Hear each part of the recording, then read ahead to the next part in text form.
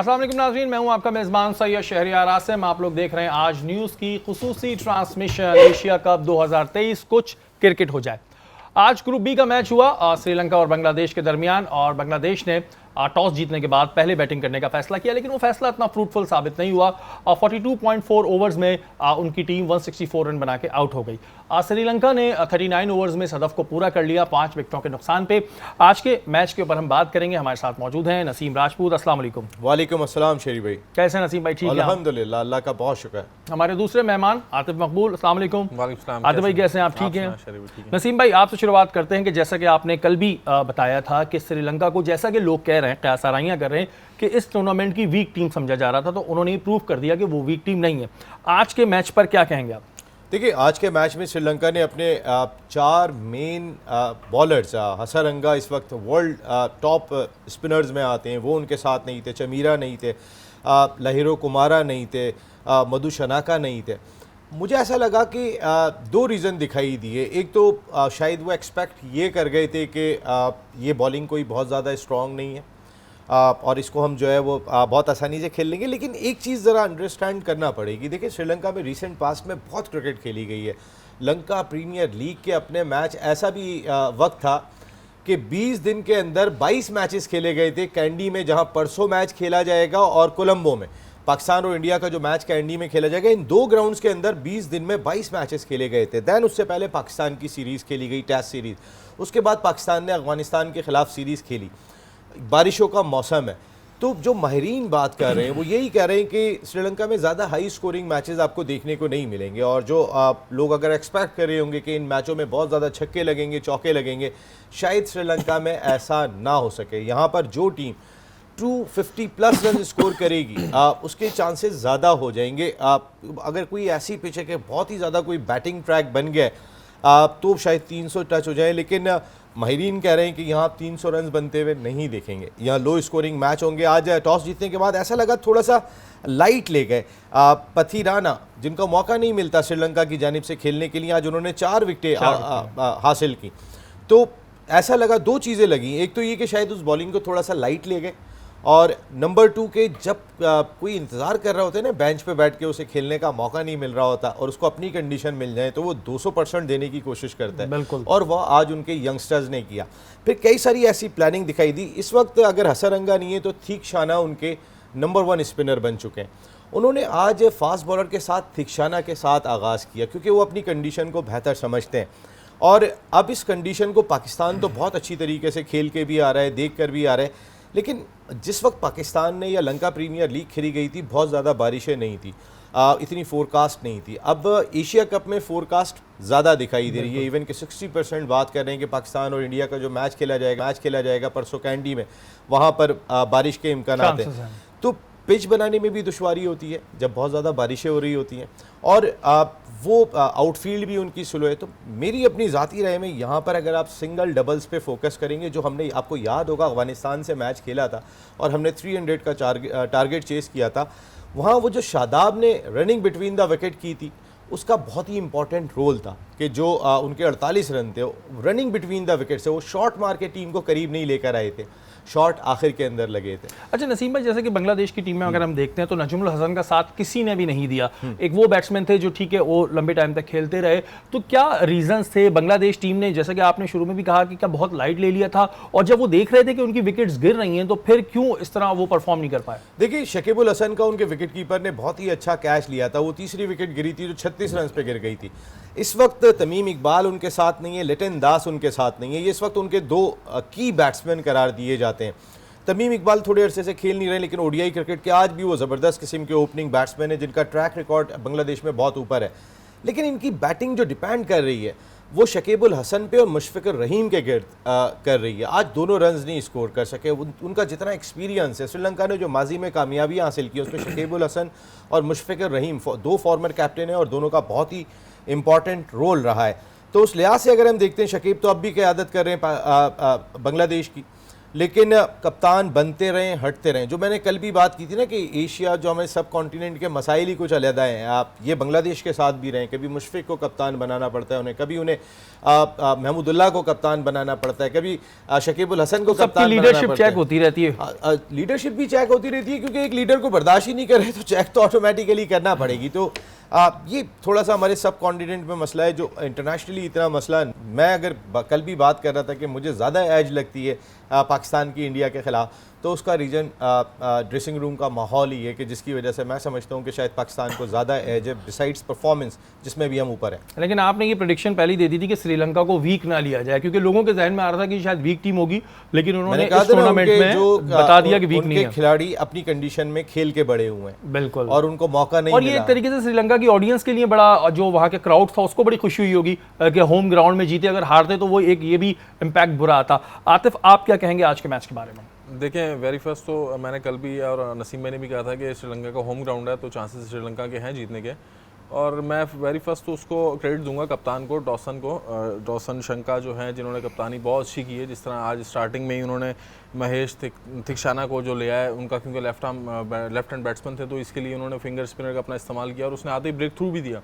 तो इसी तरह उनकी विकेट्स गिरती रहीं, उसकी कप्तानी बहुत अच्छी थी। पूरे मैच को मैंने फोकस किया तो उसकी मुझे कप्तानी से मैं उसके मुतासिर हुआ। आज जो जिस तरह उन्होंने पूरे ग्राउंड को चलाया, अपने लड़कों को चलाया, और उनकी टीम के जितने लड़के थे फील्डिंग हो चाहे हर शोबे में उसका साथ दे रहे थे कप्तान का, तो ये एक अच्छी चीज़ है। और जिस तरह इन्होंने आज के मैच को जीता है, ये वन साइडेड ही इन्होंने मैच को कर दिया है, क्योंकि आपके सामने 50 ओवर 160 रन तो कुछ भी नहीं, इतना टारगेट भी नहीं दिया, इतना टारगेट भी नहीं। तो ये उनकी एक टीम का एक कम्बिनेशन है जिसकी वजह से उन्होंने उस टीम को कम रन पे आउट किया। अच्छा, ये नसीम भाई, जब हम श्रीलंका की बैटिंग का भी आगाज देखते हैं तो उनकी शुरू की 3 विकेटें जल्दी गिर गई थी, तो एक प्रेशर उनके ऊपर भी डेवलप हो गया था, लेकिन फिर उनकी एक अच्छी पार्टनरशिप रही जो जिसने इसको जो है किनारे पे लगा दिया, वरना 3 विकेटें उनकी भी शुरू में गिर गई। बिल्कुल, वो भी 36 रन पे गिर गई। बिल्कुल, वो जो दरमियान में चौथी विकेट के लिए 54 रन किए समारा विक्रमा ने, और उनके साथ असलंका ने जो 62 की इनिंग्स के लिए मेरे ख्याल है वो मैच को बना के लेके चले गए। ये जो रोल इन दोनों बैट्समैनों ने प्ले किया, यही रोल एक्सपेक्ट किया जा रहा था मुशफिक रहीम से और शकीबुल हसन से। यही रोल हम बाबर आजम से एक्सपेक्ट करते हैं, रिजवान से एक्सपेक्ट करते हैं, यही रोल विराट कोहली से और मिडिल ऑर्डर बैट्समैन से इंडिया एक्सपेक्ट करता है। आज जो रोल मिडिल ऑर्डर बैटर को करना चाहिए था बांग्लादेश की जानिब से, वो दिखाई नहीं दिया। श्रीलंका के मिडिल ऑर्डर बैटर ने अच्छा परफॉर्म किया। देखिए, उनकी बैटिंग पूरी मौजूद है, उनकी अगर इंजरी लिस्ट है तो वो बॉलर्स की है। बैटिंग डिपार्टमेंट में अगर उनके उन बॉलर्स ने कि जिन्हें मौका पहली दफ़ा भी मिल रहा था या ज़्यादा मैचेस नहीं खेले हुए थे, अगर उन्होंने 164 रन पर बांग्लादेश को रोक दिया था तो फिर उस बैटिंग के लिए ये रन्स मसला नहीं थे। लेकिन मैंने आपको बताया ना कि रीसेंट पास्ट में श्रीलंका की परफॉर्मेंस कोई बहुत अच्छी नहीं रही है। इवन कि वो इस एशिया कप के क्वालिफाइंग राउंड खेलने के बाद यहाँ पहुँचे, उन्होंने वर्ल्ड कप के क्वालिफाइंग राउंड खेले, वो वर्ल्ड कप के लिए भी क्वालिफाई नहीं कर सके थे। तो क्वालिफाइंग राउंड के मैचेस जीतना, उनमें आपका हांगकॉन्ग से भी मैच होता है, उसमें आपका जितने भी एसोसिएट ममालिक की टीम है उनसे ज़्यादा मैचेस हो रहे होते हैं। आपका वेस्ट इंडीज़ की टीम ने भी क्वालिफाइंग राउंड खेले थे और श्रीलंका ने भी क्वालिफाइंग राउंड खेले थे, और वर्ल्ड कप के लिए वेस्ट इंडीज़ क्वालिफाई नहीं कर पाई। एक बड़ी बड़ा एक सेटबैक, यानी कि स्याह आंधी एक दौर में जो हुआ करती थी तो वो क्वालिफाई नहीं कर सकी वर्ल्ड कप के लिए। ये 2 मरतबा की पहले 2 इनॉग्रल जो इवेंट्स थे, पहले 2, उसकी चैम्पियन टीम हमें दिखाई नहीं देगी। तो ये एक बहुत बड़ी खबर थी। श्रीलंका ने इस दौरान में जहाँ वेस्ट इंडीज़ मैच हारा था, श्रीलंका ने वो तमाम 8 मैच जीते हैं, लेकिन उससे पहले जो सीरीज़ खेली गई थी श्रीलंका की, वो दोनों सीरीज़ वो हार के आ रहे हैं और वाइट वॉश की सूरत में अपने ही मुल्क में हार के आ रहे हैं। तो श्रीलंका को ये एक प्रेशर उनके साथ मौजूद था, फिर उनके प्लेयर्स भी मौजूद नहीं थे, लेकिन आज की कामयाबी के बाद मोरल यहाँ होगा उन यंगस्टर्स का। बिल्कुल जी, जो बात होती है वो यही कल भी हो रही थी कि ये हरगिज़ ना समझा जाए कि श्रीलंका जो है वो वीक टीम है। हम सोशल मीडिया पे देख रहे थे कि जी ग्रुप बी की जो वीक टीम है वो श्रीलंका, लेकिन आज जो उन्होंने परफॉर्मेंस दी है उससे उनका मोराल भी बिल्कुल बड़ा होगा। और यहाँ वक्त तो एक ब्रेक का, ब्रेक के बाद हाजिर होता है।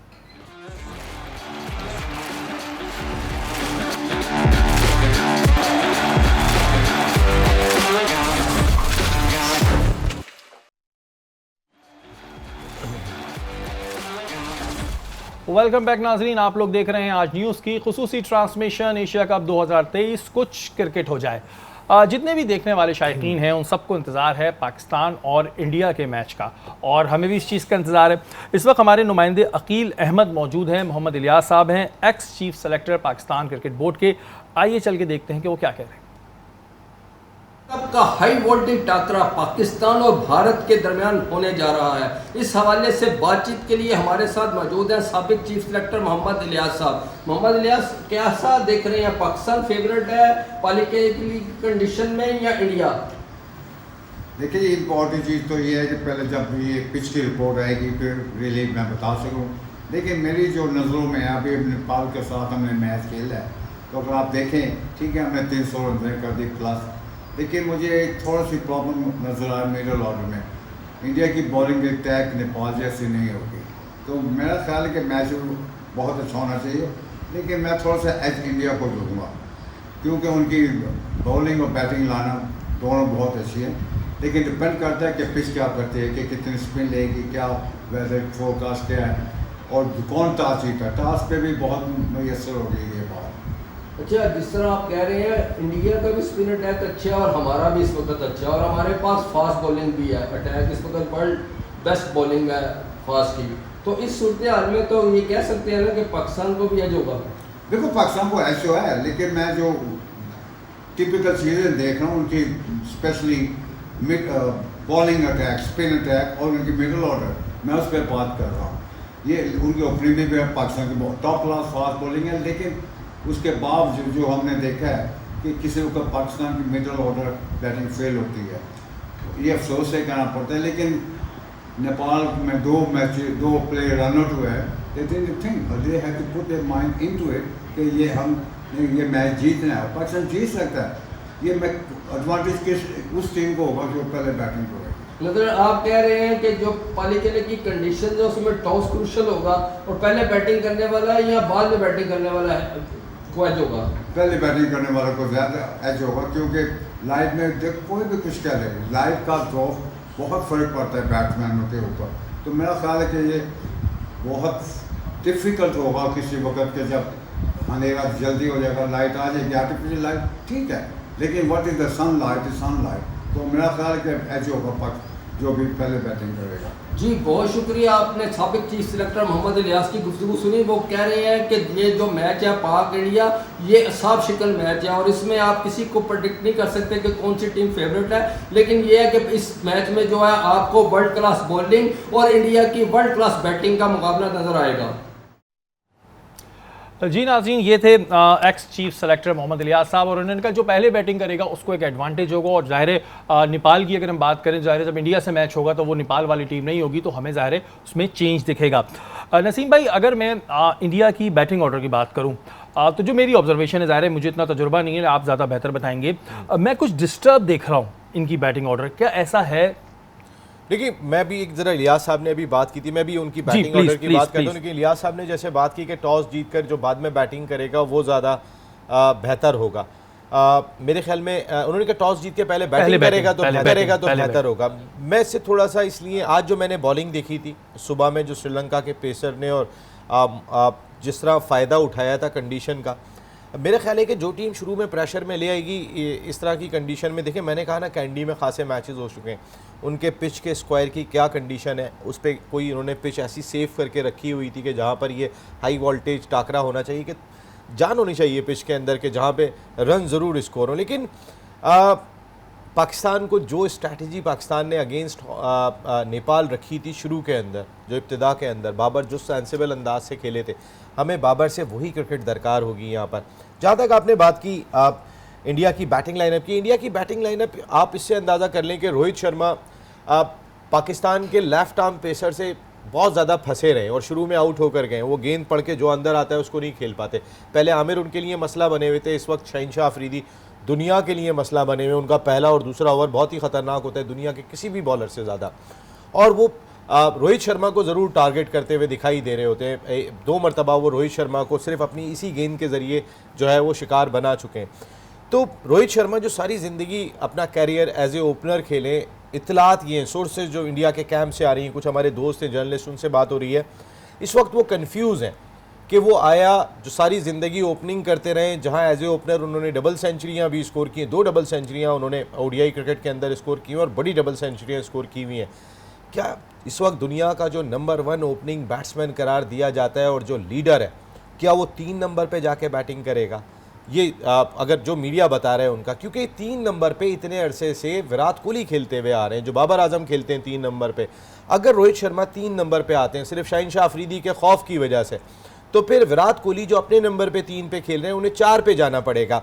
और अगर मैं बात करता हूँ शहरियार अय्यर की, शहरियार अय्यर 2019 के वर्ल्ड कप से लेकर आज की तारीख तक 4 नंबर पर इंडिया की जानिब से सबसे ज़्यादा रन स्कोर करने वाले बैट्समैन हैं। तो अगर शहरियार अय्यर को क्या 5 नंबर पे जाना पड़ेगा? तो एक कप्तान जिसे फ्रंट से लीड करना चाहिए वो अपने नंबर से नीचे आ रहा है, जिसकी वजह से विराट कोहली का नंबर भी पीछे जा रहा है, जिसके वजह से अय्यर का नंबर भी पीछे जा रहा है कि जो सबसे ज़्यादा रन स्कोर करने वाले बैट्समैन हैं। इस वक्त की जो खौफ इस वक्त हमारे पेस अटैक का, हमारे लेथल पेस अटैक का दिखाई दे रहा है और ख़ासकर शाहीन शाह अफरीदी का दिखाई दे रहा है। रोहित शर्मा अगर पीछे जाते हैं, देखें कप्तान का काम होता है फ्रंट से लीड करना, और अगर इंडिया का मीडिया जो बहुत वसूख से ये बात कह रहा है कि रोहित शर्मा 3 नंबर पे जा रहे हैं, विराट कोहली 4 नंबर पे जा रहे हैं, और जो 4 नंबर पे खेलने वाला बैट्समैन है वो 5 नंबर पे जा रहे हैं। देखिए क्रिकेट में एक नंबर की बड़ी अहमियत होती है। हम उस वक्त तो अपने नंबर्स को ज़रूर चेंज कर लेते हैं जब टीम की रिक्वायरमेंट होती है। तेज़ खेलना है जी, शाहीन शाह अफरीदी को ऊपर भेज देंगे, स्लो खेलना है, मैच फंस गया है तो किसी ऐसे बैट्समैन को भेज देंगे कि जो इस वक्त रुकना चाहिए क्रीज के ऊपर। उस लिहाज से उनकी बैटिंग सेटल्ड दिखाई नहीं दे रही है। सूर्या कुमार यादव उनका एक ऐसा बैट्समैन है कि जो 6 नंबर पे आके तेज़ बैटिंग कर लेते हैं, लेकिन अगर मैं उनकी ओडीआई क्रिकेट में कारकर्दगी देखता हूं तो वो T20 क्रिकेट जैसी नहीं है जहां वो बहुत तेज़ खेल लेते हैं। तो इंडिया की बैटिंग मुझे सेटल्ड दिखाई नहीं दे रही है। और वैसे AB डिविलियर्स जो दुनिया के माने हुए साउथ अफ्रीका के बैट्समैन हैं, उन्होंने भी विराट कोहली को ये मशवरा दिया है कि आप स्पिनर्स को ज़्यादा बेहतर खेल लेते हैं तो आप 4 नंबर पे आके बैटिंग करें। और आपको पता है IPL की वजह से सब इंडिया के ओपनिंग कौन करेगा इंडिया की तरफ से? इंडिया की तरफ से ईशान किशन और शुभमान गिल के ओपन करने के चांसेस हैं। इसकी वजह यह कि माजी में जैसे रोहित शर्मा और शिखर धवन का कॉम्बिनेशन रहा है लेफ्ट और राइट, तो लेफ्ट हैंड बैटिंग करते हैं ईशान किशन और Shubman Gill right hand batsman है। तो इस वक्त 2 यंगस्टर्स को वो सामने लेकर आना चाह रहे हैं। देखिए आपको याद होगा पाकिस्तान सुपर लीग में भी बाबर आजम बहुत ज़्यादा फंस रहे थे शाहीन शाह अफरीदी पे, पेशावर ज़ल्मी को रिप्रेजेंट कर रहे थे, तो उन्होंने साइम अय्यूब को फेस करने के लिए भेजा था शाहीन शाह अफरीदी को, और 50 रन भी स्कोर किए थे और बाबर की और उनकी पार्टनरशिप 100 की हो गई थी। तो वो जो एक डिसीजन था कि बाबर आजम जो आउट हो रहे थे फेस करते हुए शाहीन शाह अफरीदी को, उन्होंने खुद 3 पे गए उस मैच के अंदर और आगे भेजा साइम अय्यूब को, तो वो लेफ्ट हैंड बैट्समैन था, वो निकालने में कामयाब हो गया। तो एक प्रेशर बन जाता है जो इस वक्त शायद रोहित शर्मा पे बना हुआ है, वो उसको फील कर रहे हैं, पहले आमिर की वजह से, अब शाहीन शाह अफरीदी की वजह से। अगर वो 3 नंबर पे जाते हैं तो नए ओपनर्स कैसा परफॉर्म करते हैं पहले से तो मुश्किल है, लेकिन शाहीन शाह अफरीदी, शाहीनों की परवाज़ बहुत बुलंद होगी इंशाल्लाह। बिल्कुल जी। और अब ये देखना ये है कि क्या वो वाकई में शाहीन शाह अफरीदी से डर रहे हैं, और अगर डर के वो 1 डाउन आते हैं तो फिर ओपन कौन करेगा और वो कैसा करेगा, या वक्त एक ब्रेक के बाद हाजिर होते हैं।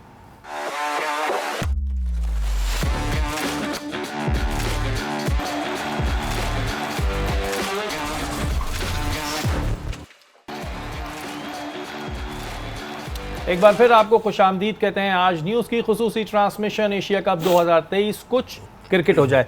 आतिफ, जैसे कि हम बात कर रहे हैं शाहीन शाह अफरीदी की, हम बात कर रहे थे, नो डाउट बहुत अच्छे पेसर हैं, लेकिन देखने में ये आता है कि जब वो स्टार्ट लेते हैं तब तो बड़ा ज़बरदस्त उनका स्टाइल होता है और उनकी बॉल भी बहुत स्विंग होती है, लेकिन जब बीच में आते हैं या एंड के ओवर्स में आते हैं तो वो काफ़ी वीक हो जाते हैं, जो हमने ऑस्ट्रेलिया के मैच में भी देखा था। इसकी क्या वजह, आप क्या समझते हैं? देखिए मैं शाहीन के बारे में एक कहूँगा कि माशाल्लाह देखें अभी उसका टाइम है और अल्लाह पाक की उस पर करम नवाजी है, जो परफॉर्मेंस हो रही है थोड़ी सी उसमें कमी है एक चीज़ की, जो उसको उस पर अपने ऊपर वर्क करना चाहिए, जो उसकी लाइन लेंथ है। नए बॉल पे ठीक है उसको एडवांटेज होता है कि नया बॉल हिल रहा होता है, लेकिन जब आप सेकंड स्पेल में आते हैं पुराने बॉल से तब आपको लाइन लेंथ चाहिए होती है। और ऊपर की क्रिकेट में आपको पता है एक सिस्टम ऐसा है कि वहाँ जो with in a wickets ball कर रहा है, लेंथ पे बॉल कर रहा है, वही सेफ है। जहाँ थोड़ा सा रूम मिलता है वहाँ आपको बाउंड्री आपको पता देखने को मिलती है। तो ये चीज़ है, थोड़ा सा शाहीन को अपने बारे में ये चीज़ देखनी चाहिए, उस पर वर्क करना चाहिए कि मेरी लाइन लेंथ पे थोड़ा सा वर्क हो। तो अगर वो वर्क करता है तो जैसे आमिर था, जैसे वसीम भाई थे, वो एक वो लेजेंड्स थे जिनमें से आपने देखा होगा वो लाइन और लेंथ पे बॉल करते थे कि बैट्समैन को समझ गए। अब शाहीन का सिर्फ नए बॉल पे एडवांटेज ही होता है उसको कि जब दोनों तरफ बॉल घूम रहा होता है तो वो उसका अच्छा होता है बॉल। दैन जब वो सेकंड स्पेल में आता है तो उससे वो चीज़ कंट्रोल नहीं होती, तो इस चीज़ पे उसको वर्क करना चाहिए। अच्छा, जैसे नसीम भाई हमें इस चीज़ को हमने नोटिस कर लिया, तो डेफिनेटली इंडिया की टीम ने भी नोटिस किया होगा, तो ये करंट है। और क्या जो मैंने जो तज्जिया किया है या देखा है, क्या ये सही है कि जो शुरू की स्टार्ट होता है वो तो बड़ा ज़बरदस्त होता है, लेकिन बीच में जैसे मिडिल ओवर्स में आते हैं या फिर एंड में आते हैं तो फिर वो परफॉर्मेंस नहीं आती? देखिए, सबसे पहले तो मुझे थोड़ा सा शहनशाह अफरीदी के हवाले से कंसर्न है। कल मैच खेलने के बाद Pakistan cricket team directly Sri Lanka रवाना हो गई थी। चार्टर्ड फ्लाइट से वो लोग रात को चले गए थे और इस वक्त पाकिस्तान क्रिकेट टीम कैंडी में, जब 5 ओवर मुकम्मल करने के बाद शहनशाह अफरीदी बाउंड्री पे फील्डिंग के लिए गए थे और इसको वकार यूनुस ने कमेंट्री में कहा था। तो उन्होंने कहा कि उस वक्त पाकिस्तान क्रिकेट टीम के फिजियोथेरेपिस्ट भी शहनशाह अफरीदी के साथ बाउंड्री के बाहर खड़े हुए बात कर रहे थे और टीम के डॉक्टर भी खड़े हुए कर रहे थे। वकार यूनुस एक बहुत बड़ा नाम है पाकिस्तान क्रिकेट का, फास्ट बॉलिंग को वो बहुत समझते हैं। तो उन्होंने एक जुमला कहा था जो मैंने बहुत गौर से सुना था। उन्होंने कहा कि फिजियो का शाहीन के साथ खड़ा होना तो कोई बहुत बड़ी बात नहीं है, लेकिन डॉक्टर का वहाँ आके खड़ा होना मेरी नज़र में ये एक बड़ी बात है। अल्लाह करे कि कुछ इस तरीके की इंजरी शाहीन को ना हो। शाहीन हमारा, आपने सिर्फ नए बॉल का नहीं, वो पुराने बॉल के भी बहुत इंप्रूवमेंट लेकर आए। देखिए, आपने जिस ऑस्ट्रेलिया के मैच की बात की थी, वो once in a blue moon जो छक्के मार के मैथ्यू वेड ने मैच को फिनिश कर दिया था और जीता हुआ सेमीफाइनल, घर में मिठाई मंगवा के मिठाई खाना मुश्किल हो गई थी, तो वो शहनशाह अफरीदी के ही ओवर में हुआ था। शाहीन ने अभी जो 100 बॉल्स खेला है और वो जिस टीम से खेल रहे थे उसमें मिकी आर्थर भी बैठे हुए थे वहाँ पे, और मिकी ने जो पाकिस्तान के इस वक्त आप समझ लें कि डायरेक्टर ऑफ क्रिकेट भी हैं, तो उन्होंने शाहीन को 2-4 चीज़ें बहुत ही आला टिप्स दी है। वो मैंने शाहीन को अप्लाई करते हुए देखा अभी अफगानिस्तान के मैच में। आप अगर अफगानिस्तान की सीरीज़ में उठा के देखेंगे, जो सेकंड स्पेल आके किया है शाहीन ने, वो हारिस रऊफ से बेहतर था। नसीम का स्पेल, मैं इन तीनों को कंपेयर कर रहा था, नसीम का स्पेल थोड़ा सा ही शाहीन से बेहतर था। मैं जो सेकंड स्पेल की बात कर रहा हूँ, लेकिन मेरा कंसर्न कहाँ पर था, वो जो वकार यूनुस ने बात कही थी, डॉक्टर क्यों है? डॉक्टर क्यों है? देखिए, फिजियो तो समझ में आता है कि थोड़ा लिम्प कर रहा हूँ मैं, थोड़ा मुझे कुछ हुआ है, फिजियो ट्रेनिंग करेगा, लेकिन डॉक्टर से जो एडवाइस लेने का मकसद होता है, ये वकार यूनुस ने कहा था, जो मैंने उस वक्त सुना था और आज अखबार में खबर भी लगी हुई थी ये, जो वकार यूनुस के हवाले से। तो शाहीन हमारा बहुत ही इंपॉर्टेंट बॉलर है और उसकी नई बॉल का जो एक खौफ है वो मेरे ख्याल है कि इंडिया के बैट्समैनों को सबसे ज़्यादा होगा, और इंडिया की टॉप ऑर्डर बैटिंग को आउट करने में हमेशा से शहनशाह अफरीदी और मोहम्मद आमिर, इन दोनों का बहुत ही इंपॉर्टेंट रोल रहा है। तो शहनशाह अफरीदी की ज़रूरत हमें इस मैच में बहुत ज़्यादा है। देखिए, उनके इब्तदाई ओवर नहीं, उनके एंड के ओवर्स भी बहुत इंपॉर्टेंट है। पाकिस्तान को जो सबसे बड़ा एडवांटेज है वो ये कि शहनशाह अफरीदी अगर 95% भी फिट है ना, तो भी उनको मैच में खिलाया जा सकता है, क्योंकि आपके पास बॉलिंग ऑप्शन बहुत ज़्यादा दिखाई देते हैं। आपके 3 pacers, genuine pacers, then Nawaz, Shadab और उनके साथ इफ्तिखार और आगा सलमान दोनों बॉलिंग कर लेते हैं। आपके पास नवाज की सूरत में लेफ्ट आर्म स्पिनर है, आपके पास लेग ब्रेक है शादाब की सूरत में, और आपके पास ऑफ स्पिनर 2 है, इफ्तिखार की सूरत में और आगा सलमान की सूरत में। बाबर क्रूशल मौके पे शाहीन को कैसा इस्तेमाल करते हैं, हम ये बार बार बात कर रहे थे कि देखें, आप अपने फास्ट बॉलर्स के वर्कलोड मैनेजमेंट का ज़रूर ख्याल करें। सारी दुनिया करती है। ऑस्ट्रेलिया और इंग्लैंड की अभी आपने एशेज सीरीज़ देखी होगी, एक मैच में कमिंस कैप्टन थे, वो नहीं बैठे थे, हैजलवुड बैठ रहे थे, स्टार्क बैठ रहे थे। इसी तरीके से इंग्लैंड अपने फास्ट बॉलर्स को हर मैच के बाद आराम दे रहा था। हम अपने फास्ट बॉलर्स को आराम बहुत कम देते हैं। मैंने ये बात बहुत कही थी कि चूँकि एशिया कप मौजूद है, आ रहा है, और उसके बाद वर्ल्ड कप आ रहा है, शहनशाह अफरीदी एक बड़ी इंजरी के बाद आ रहे हैं, और उसके बाद आप वो 100 बॉल्स खेलने के लिए चले गए, फिर उन्हें टेस्ट सीरीज़ में उनकी ज़रूरत नहीं थी। आपके पास देखिए, श्रीलंका की पिचेस पे फास्ट बॉलर्स का बहुत ज़्यादा रोल खासकर टेस्ट क्रिकेट में नहीं होता। ओडीआई में तो फिर भी नया गेंद वो करने के बाद या लिमिटेड ओवर्स होते हैं, लेकिन जहाँ लंबी बॉलिंग होती है वहाँ स्पिनर्स ही कर रहे होते हैं। शाहीन को अगर उस सीरीज़ में आराम कराया जाता, आप मैच ना खिलाते, आपके पास दीगर ऑप्शंस मौजूद थे और अच्छे ऑप्शन मौजूद थे कि जिनको आप यूटिलाइज़ कर सकते थे। हसन अली बैठे हुए थे, आप हसन अली को मैच खिला सकते थे। शाहीन को टीम के साथ रखते, कंडीशन से हम आंग रहते, प्रैक्टिस सेशन उसी कंडीशन में करते। उनको यूज ज़्यादा कर लिया इंजरी के बाद। हाँ, तो ये हम बात कर रहे थे कि देखें, आपके ये 3 फास्ट बॉलर आपकी सबसे बड़ी ताकत है इस वक्त एशिया कप और वर्ल्ड कप के अंदर। हालांकि स्पिनिंग ट्रैक है, इसके बावजूद भी उनका खौफ बहुत ज़्यादा है। अल्लाह करे हमारे ये तीनों फास्ट बॉलर्स कंप्लीट फिट होने चाहिए, और इंशाल्लाह चूंकि टीम चली गई है, वहाँ से भी कोई खबर नहीं आई है, अल्लाह करे वहाँ सब कुछ बेहतर हो। अच्छा नसीम भाई, ये टॉस कितना इंपॉर्टेंट होगा अगर हम बात करें पाकिस्तान इंडिया के मैच की, और आप क्या समझते हैं कि अगर पाकिस्तान टॉस जीतता है तो क्या उसे बैटिंग करनी चाहिए, बॉलिंग करनी चाहिए? टॉस कितना इंपॉर्टेंट होगा? देखिए, टॉस बहुत इंपॉर्टेंट होगा, और पाकिस्तान की बैटिंग जिस तरीके से अगेंस्ट नेपाल खेली है, या हम अगर अफगानिस्तान की सीरीज़ भी उठा के देखते हैं, पाकिस्तान 201 रन किए थे पहले मैच में, हमने अफगानिस्तान को 59 रन पे आउट कर दिया था। दूसरे मैच में 300 किए थे, हमने 300 चेस कर लिए थे। और तीसरे मैच में भी इसी तरीके की सूरत हाल थी। हमने जब पहली बैटिंग की हम थोड़ा फंसे थे, हमने वहाँ 201 ही किया था, लेकिन जब हमने चेस किया था तो हमने 300 भी चेस कर लिया था। अब इंडिया की बैटिंग चेस करने में बहुत माहिर है, वो भी टारगेट चेस करने की बहुत सलाहियत रखते हैं। तो बड़ा ही कोई कंफ्यूजिंग क्वेश्चन है। एक साबिक कप्तान की कप्तानी चली गई थी इसी बात के ऊपर कि उन्हें कहा गया था कि आप टॉस जीतने के बाद पहले बैटिंग कर लीजिएगा, और बहुत ऊपर की सतह से उनको ये कहा गया था। उसके बाद उन्होंने 22 रेटिंग पॉइंट से पाकिस्तान को T20 की नंबर 1 टीम बनाया हुआ था। उसके बाद वो कप्तान नहीं रहे थे और बाबर आजम आ गए थे, सरफराज अहमद की मैं बात कर रहा हूँ।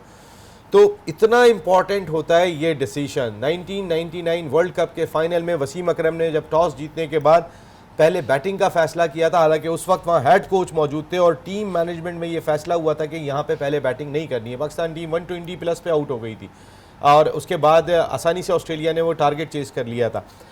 ये बहुत ही क्रूशल क्वेश्चन है आपका। कैंडी की पिच को इस वक्त नहीं देख सके, वहाँ पे हमारी टीम मैनेजमेंट मौजूद है, लेकिन अगर पाकिस्तान पहले बैटिंग करता है मेरी नज़र में वो ज़्यादा बेहतर होगा, क्योंकि आपकी बैटिंग को उन्हें आउट करने के चांसेस, आपकी बॉलिंग को ज़्यादा है उनके आउट करने के चांसेस। अगर आप बोर्ड पे 250 रन भी कर देते हैं तो मेरे ख्याल में खासा प्रेशर क्रिएट करेंगे, लेकिन उसके लिए सिंगल डबल पे फोकस करना पड़ेगा। नसीम भाई, क्योंकि टाइम कम है, लेकिन ये सवाल मैं आपसे जरूर पूछूंगा। हम अगर बैटिंग की बात करते हैं, ठीक है, बाबर पे तो हम पूरा रिलाई कर, बात करते हैं फ़खर की। फ़खर की परफॉर्मेंस हम देख रहे हैं कि काफ़ी दिनों से अच्छी नहीं है, तो क्या हम किसी मौजे का इंतजार करते हैं कि जी फ़खर आएंगे और स्कोर करेंगे? क्या रीज़न है, फिर उनकी टीम में जगह कैसे बन रही है? मौजज़ा होने वाला है, दुआ करें आप, क्योंकि हम मौजों का वेट करेंगे फ़खर के लिए। मैं इसको मौजज़ा इसलिए नहीं कहूँगा, देखिए किसी भी खिलाड़ी पे बैट पैच आता है। जिस वक्त सियाह आंधी बहुत ज़्यादा ख़तरनाक हुआ करती थी ना, उस बॉलिंग को खेलना वेस्ट इंडीज़ की मुश्किल था। वहाँ पे हमारे वसीम राजा जाके रन्स किया करते थे, और वसीम राजा के लिए मशहूर था कि ये वेस्ट इंडीज़ के ख़िलाफ़ खड़े होते हैं और परफॉर्म करते हैं। इंडिया के ख़िलाफ़ अगर ट्रैक रिकॉर्ड अगर आप उठा के देखेंगे अपनी इस पूरी बैटिंग लाइनअप का, जिसमें बाबर आजम भी शामिल हैं, तो फ़खर यहाँ दिखाई देते हैं, बाकी बैट्समैन यहाँ दिखाई देते हैं। तो मैं इसको मौजज़ा नहीं कह रहा हूँ। कभी कभी कोई टीम किसी बैट्समैन को सूट करती है और अगर वो आउट ऑफ फॉर्म चल रहा होता है तो फिर उसकी फॉर्म को वापस लाने में वही टीम नुमाया रोल प्ले करती है। हम दुआ कर सकते हैं, दुआ करते हैं कि ऐसा ही हो, और इस जो मैच हो इंडिया पाकिस्तान का, उसमें हम फ़खर की एक अच्छी परफॉर्मेंस भी देखें और फिर हम यहीं बैठ के उनकी बिल्कुल तारीफ भी कर रहे हो। कल क्योंकि गैप है, लेकिन हमारा गैप नहीं है, हम बिल्कुल छुट्टी नहीं करेंगे, हम काम भी करेंगे। और कल हम बात करेंगे, क्योंकि उसके बाद अगले दिन पाकिस्तान इंडिया का मैच है, कल हम बात करेंगे पाकिस्तान और इंडिया के खिलाड़ियों के ऊपर, उनका कंपैरिजन कि अगर उनके फास्ट बॉलर्स कैसे हैं, हमारे कैसे हैं, बैटिंग लाइनअप के हवाले से हम बात करेंगे। इन तमाम चीज़ों को हम डिस्कस करेंगे। हमारी ट्रांसमिशन का वक्त ख़त्म हो चुका है। कल इंशाअल्लाह ताला दोबारा मुलाकात होगी। तब तक के लिए अपने मेज़बान सैयद शहरियार आसिम को इजाज़त दीजिए। पाकिस्तान जिंदाबाद।